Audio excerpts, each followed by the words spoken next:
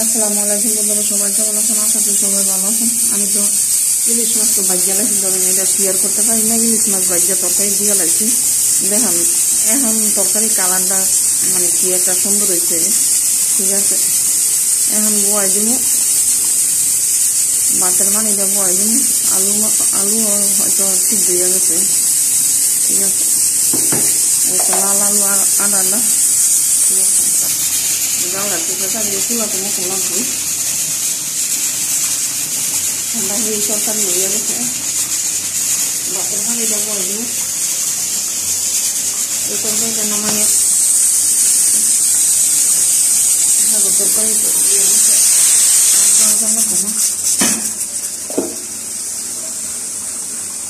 ভাতের পানিটা বয় দিলাম।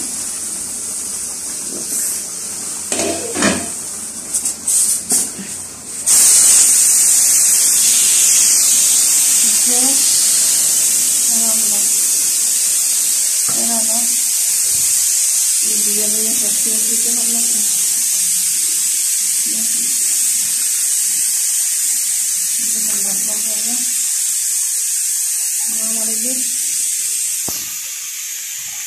করার মধ্যে দিয়ে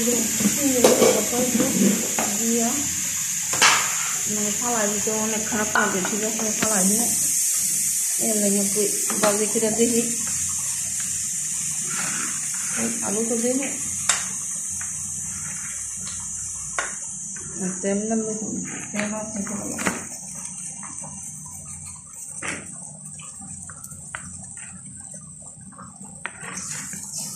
এমনি এলার্জি সুকা আমার সব হয়েছে এলার্জির খাওয়া।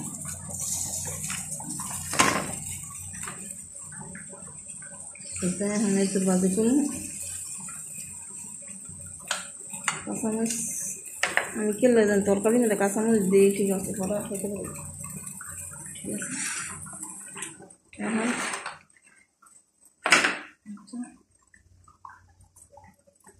এটা নামাইলাম।